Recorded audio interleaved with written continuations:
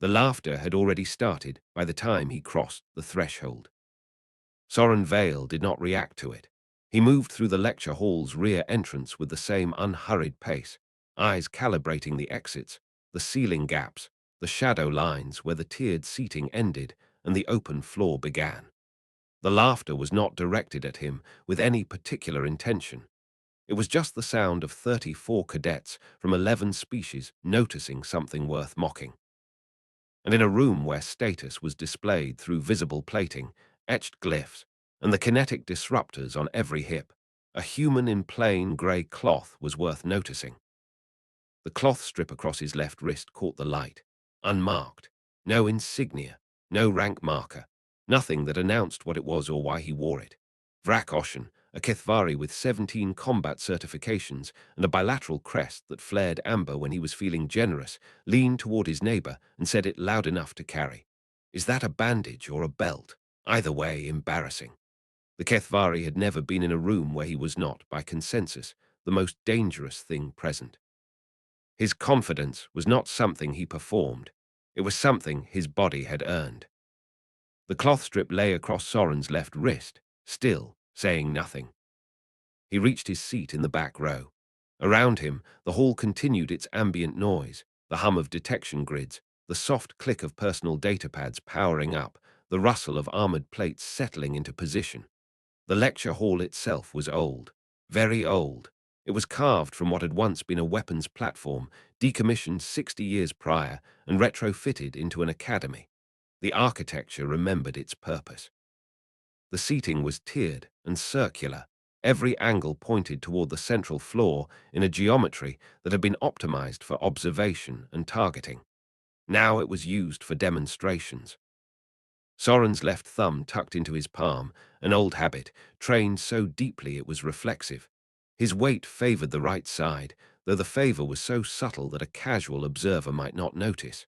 An old impact fracture, a drop he had not walked away from cleanly. He had walked away. That had been the important part.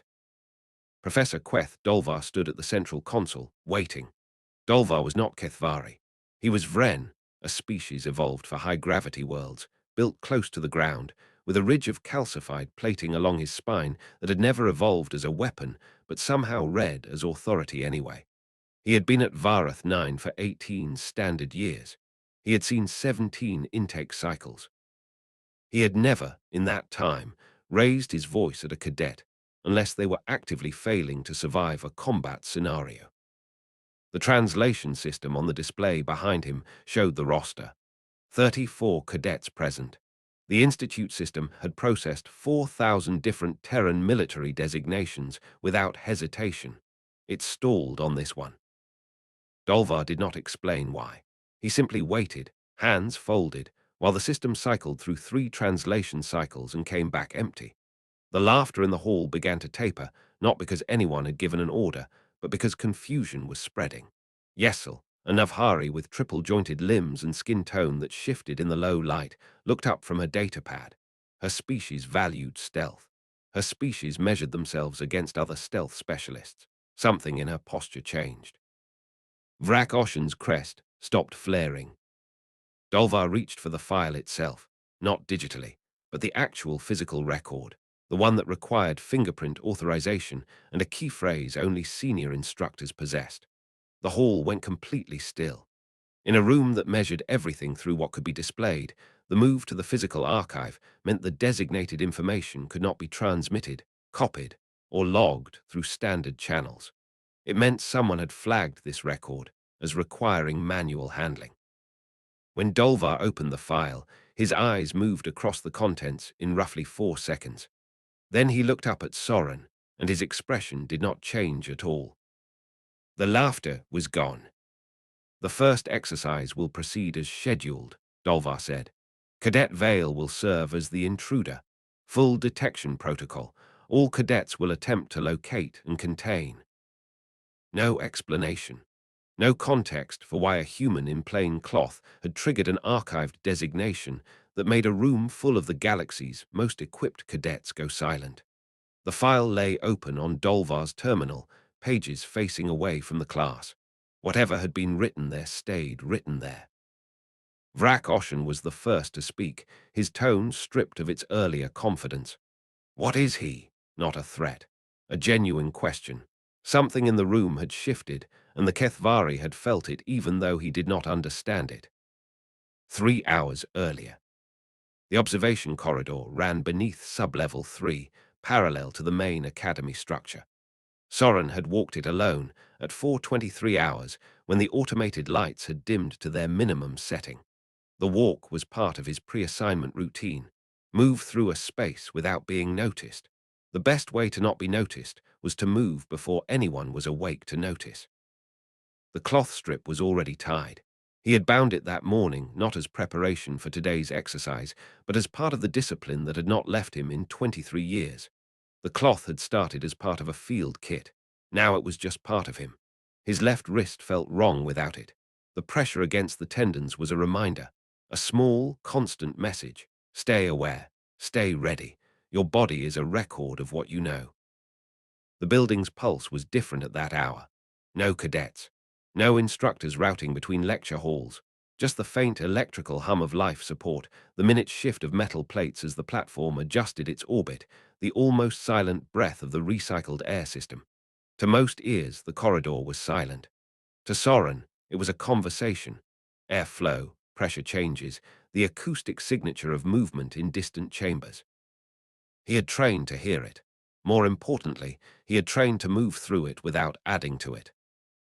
By the time the morning shift arrived, Soren had already reviewed 4 exit routes from the lecture hall, calculated shadow patterns based on the morning light angles, and identified the 3 points in the chamber where the scanner grid had micro blind spots due to architecture, not a flaw, just a consequence of the hall's geometry. The room had been designed to watch for intruders. No one had designed it for someone who moved like Soren moved. He reached the assembly at 5:30 hours. The laughter started before he crossed the threshold. In a room where every weapon was on display and every rank was broadcast through visible equipment, plainness was its own kind of contradiction. It demanded explanation. And none of the cadets in that chamber had been trained to read absence. The exercise was called Institutional Assessment Protocol Live Variant. The name was clinical. The exercise was designed to do one thing, prove that every cadet understood the architecture of power, how it flowed, how it was defended, how you identified who had it and who did not. Cloth strip on Soren's wrist had been flagged in an archive 340 years old. The designation remained, unresolved threat, engagement protocol pending, not because it was a threat now, but because something, centuries ago, had decided that a designation without resolution should never be archived as closed. Somewhere, someone had written 3 words next to a name that would not render in translation, something that meant impossible and observed, and do not classify this as understood. Dolvar had been assigned to oversee 6 intake cycles. In 18 years, he had never pulled that file. He had never needed to. Soren had not been assigned to Varath 9 for this program. He had been a substitute. The original cadet had been medically withdrawn 48 hours before departure. Soren had been next on a list no one expected to use. And now, in the moment before the exercise began, in the silence after the laughter died, the room understood that it had been waiting for him without knowing it was waiting. Soren stepped through the rear door. The timer started. The room's detection grid activated simultaneously across 12 monitoring stations, heat sensors, biometric scanners, kinetic field pulse devices rated to detect movement at a depth of 40 centimeters beneath floor plating. The Institute's combat scanner had never failed in this hall. It was designed to register the presence of a synthetic microfilament at 40 meters. A living human body should have read like a noonday sun. Within 2 seconds, every screen showed only ambient background noise. Vrak Oshin leaned forward. His amber crest flared despite his effort to keep it flat. Where is he? Not a question for anyone else, just words escaping. The Kethvari's hand moved to his scanner array, increasing the sensitivity threshold. The graphs flatlined. Nothing, no thermal signature, no movement shadow, no respiration rate ping. Vrak ran a kinetic pulse strong enough to detect a rodent moving beneath floor tiles. The shimmer passed through the empty hall untouched. He looked down at his hand. His security badge was gone. A square of folded black cloth sat precisely where his palm had rested on the armrest. The cloth was unmarked, matte. It looked like something torn from a garment and pressed flat. Would you have stayed, or would you have run? Because she didn't run. What happened next keeps this academy awake at night. The timer read 8:47 remaining. Soren was seated in the rear row, left wrist resting on the armrest exactly where it had been before he departed. The cloth strip was there. The rest of him was simply present, as if he had never moved. No alarms, no breach notifications, no record of entry or approach. "Proceed," Dolvar said. His voice had changed. Not in volume, it was precisely the same decibel level, but in weight. A sound from someone who had stopped expecting surprise and was now watching the surprise anyway. Yesel, the Navhari, stood, her triple-jointed limbs extended in the posture of a predator that has just realized its prey was nowhere and everywhere simultaneously. He passed behind me. I felt the pressure change in the air, but I saw nothing. Her species was built for stealth. Her skin tone shifted in the low light with perfect camouflage calibration. She had competed against other Navhari her entire life. She had never not been the most naturally stealthy thing in a room. The confidence was draining from her face. One by one, across 7 minutes the rest surfaced. A recording drone's navigation crystal extracted and set on a desk like a returned gift. A datapad relocated 3 seats forward, another security badge, then another. By the time the cadets began to notice the pattern, 14 items had reappeared in their hands, or rather in their sight lines, with no record of how they had moved. The movement logs showed nothing. The surveillance feeds showed nothing. But the items were gone, and then the items were there, arranged in a growing pattern across the chamber floor like a grid of evidence that should not exist.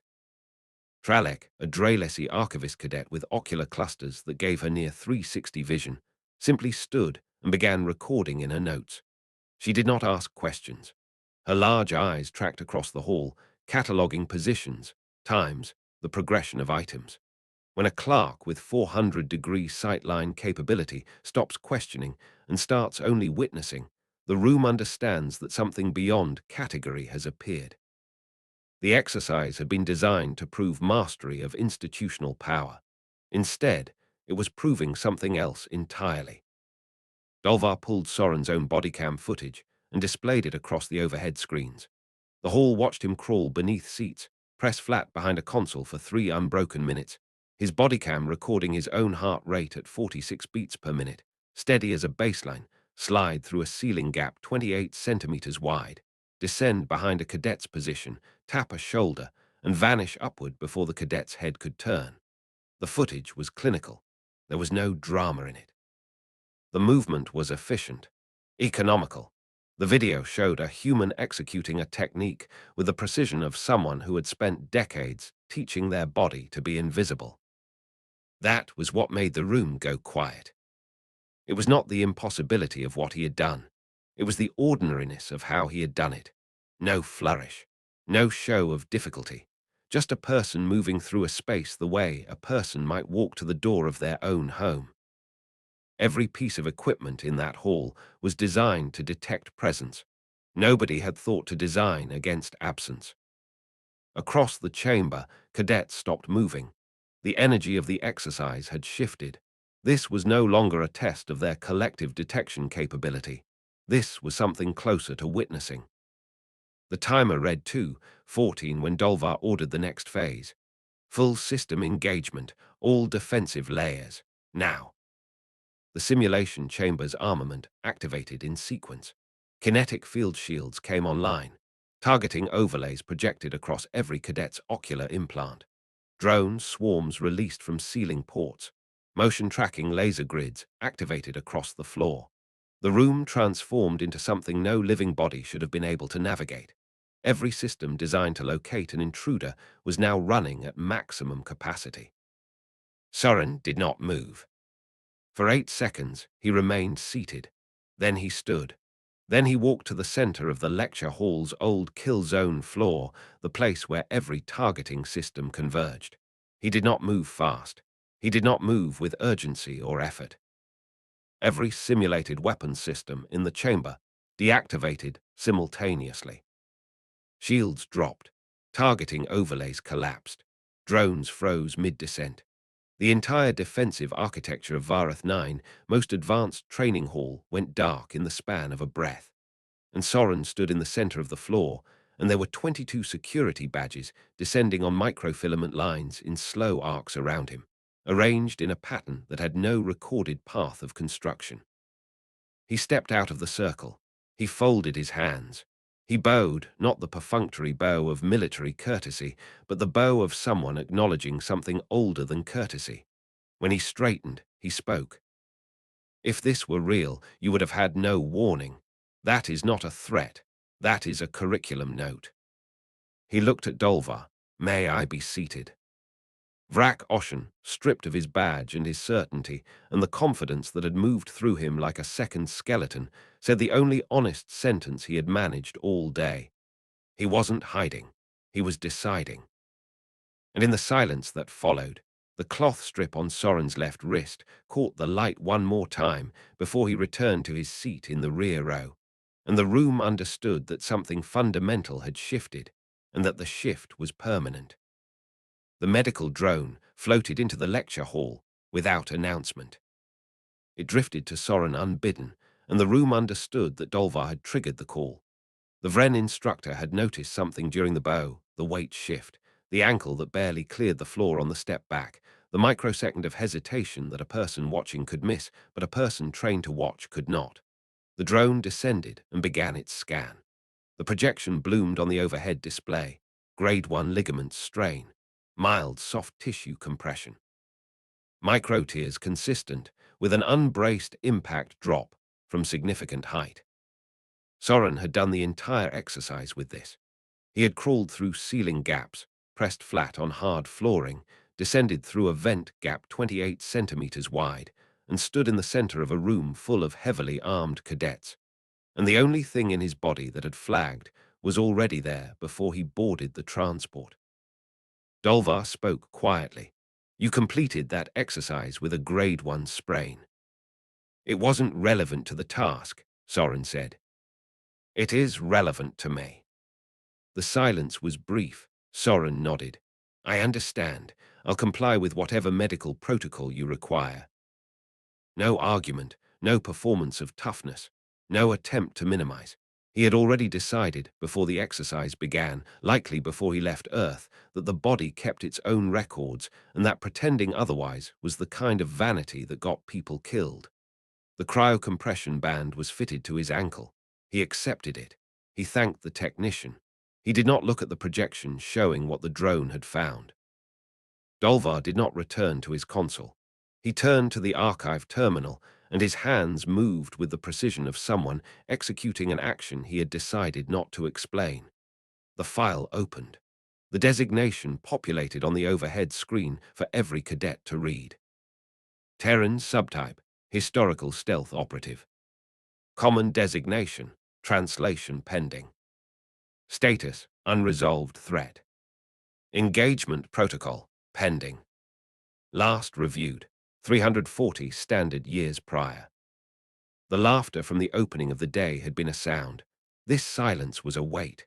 The cadets watched the screen, and the screen did not change, and no one spoke. The file was 340 years old. The file was still open. The file had never been closed. Tralek, the Draylesi archivist cadet, wrote one line in her notes and underlined it twice. Her large ocular clusters did not move from the screen.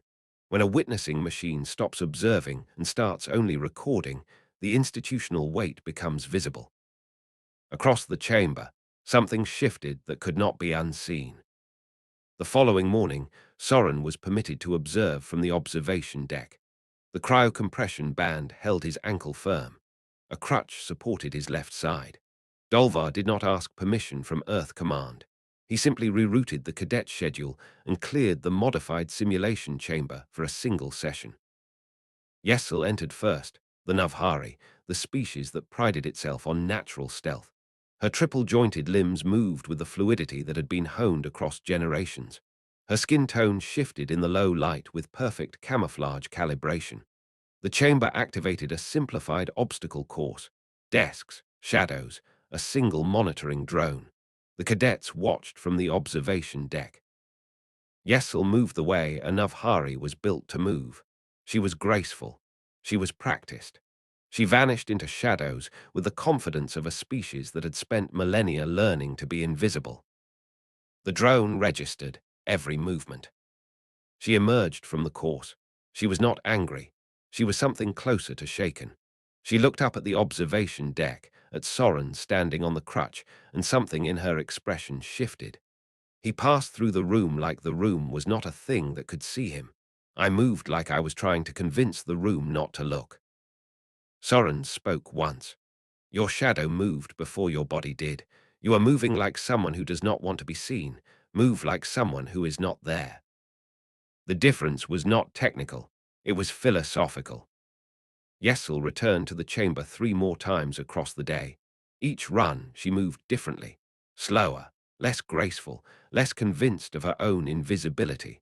On the 4th attempt, the drone lost her for a full 9 seconds.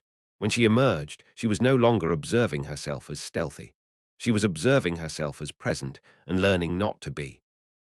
Behind her, 12 other cadets waited their turn. A priority message arrived at 14:47 hours. Dolvar received it on his personal terminal. He read it. His expression did not change. He did not speak about it to the chamber. But 3 cadets nearest his console noticed the notation. Priority, Earth Command, Terran Cadet Reclassification, Transport Authorization Pending. Soren did not look at the message. He did not need to. He already knew that the time for learning was finite, and that the body's records were being filed somewhere that would matter. The question that moved through the observation deck was not spoken aloud, but it moved nonetheless. How long would this teaching last? How many cadets would get to learn what Yesel had just begun to understand? How long before the room that had been waiting for him decided it was time to let him go? And in that silence, Vrak Oshin, the Kethvari who had opened the day with laughter and ended it with a single honest sentence, stepped into the simulation chamber for his own attempt. He did not move like someone afraid of being seen. He moved like someone who had spent his entire life being visible and was trying, for the first time, to comprehend absence. Vrak moved through the simulation chamber like a cadet who had spent his entire life being loud and was trying, for the first time, to understand the grammar of silence. He failed. The drone registered him, but something in his movement had changed. He was no longer measuring himself against other Kethvari standards. He was measuring himself against an absence that had become more real than presence. Behind him, 12 more cadets completed their own attempts. Some registered on every sensor. Some disappeared for 3 seconds, then 5, then 9. By the end of the day, a team led by Yesel had moved through a modified extraction scenario without triggering a single alert. They did not move like Soren moved, but they had begun to move like people who understood that moving invisibly was not a question of equipment or speed. It was a question of will. Soren observed from the deck. The cryocompression band held firm. His heart rate, visible on the monitoring display, never climbed above 58 beats per minute. He did not coach. He only corrected, and only when necessary. Your weight distribution betrays you. You are thinking about being hidden, think about being irrelevant. The room's attention is a thing you can move around, not a thing you can disappear from. By the 5th day, the Navhari team had completed a scenario with a success rate that broke 3 institutional records simultaneously. Dolvar did not announce it. He simply filed the results and scheduled a follow-up session for the following week. The morning Soren received his departure order, he was adjusting the cryocompression band. The tech had loosened slightly overnight. He tightened it with the careful precision of someone who had spent decades maintaining equipment that kept him alive. The band was fitted. His ankle no longer felt unstable. He stood, put weight on it, felt the support hold. The relief was minimal. He had not expected relief. He had expected functionality. Dolvar found him in the observation deck. He did not hand him the message in digital form. He said it aloud, the way one might say something that required witness. Earth Command is reclassifying your status. You will depart on the 800 transport tomorrow. Your clearance level has been upgraded to Threat Profile Institutional Doctrine. You have been formally recognized in the Doctrinal Archive. Soren did not ask what that meant. He had read the file. He understood. That afternoon, Soren delivered his final lecture, not from the observation deck, from the center of the lecture hall floor, the same place where the 22 badges had descended, the same place where the institutional killing zone had once been optimized. The space still held that geometry. The tiered seating still pointed at it, but the room had learned to read it differently. The most dangerous force in any room is the one that never registers, he said. Systems built to detect presence have no protocol for absence, but absence is not hiding. Absence is deciding. Every movement you make announces your intention. Every sound broadcasts your position. Every choice to be visible is a choice you are making. Understand that choice, then choose differently. No three-part triad, no rhetoric, just words that would reshape how they thought about power. We will not conquer through force alone, Dolvar said from his position at the console. We will not meet every threat with visible weapons, but we will protect what cannot protect itself. The words landed in the room, and the room understood them in a way it had not before. The corridor was lined with cadets the morning Soren departed, not in formation, not for ceremony, just standing, acknowledging. He moved through the line slowly, the crutch marking his pace. At the end of the corridor, Vrak Oshin stood in the position that had once been occupied by laughter. Now it was occupied by silence. Soren stopped. He performed the bow not of the military, but of the recognition, the bow that said, "You have begun to understand." "Thank you," Vrak said. The words were barely audible, not because they were whispered, because they carried the weight of something learned that cannot be unlearned. Soren boarded the transport at 800 hours. 7 days later, a stealth extraction scenario was scheduled in the Wilderness Dome. No shields raised, no charge protocols. The cadet team moved through shadow and heat pattern. They whispered instead of signaled. They mapped the terrain the way Soren had taught them to map absence. The success rate broke institutional records. The evaluation team flagged the performance as anomalous, refer to doctrine update. Dolvar did not dispute the flag. He submitted a recommendation. Within 48 hours, a new mandatory doctrine module had been added to First Contact Warfare curriculum. Absence as tactical architecture. The cover photograph showed nothing. An empty room. A space where something had been present and was now irrelevant. The doctrinal archive was updated. The 340-year-old file that had never been closed was closed with a single annotation. Designation, resolved. Method, cultural transmission. Threat level, institutional asset. Physical indicator, cloth binding, unmarked, left wrist. If present, do not approach without clearance. Tralek, the Draelisi archivist, filed the update personally. Her large ocular clusters tracked across the archive entry one final time. She did not add commentary. The update was sufficient. The file closed. The notation entered the permanent record. And in a lecture hall carved from a decommissioned weapons platform, 34 cadets from 11 species learned to move through rooms as if they were not rooms at all, but architectures of will. The cloth strip, matte black, frayed at both ends, unmarked, appeared in no future assignments. It remained a classification. It remained a warning. It remained in the institutional memory a sign that silence was a choice, and choices had consequences, and consequences could be taught.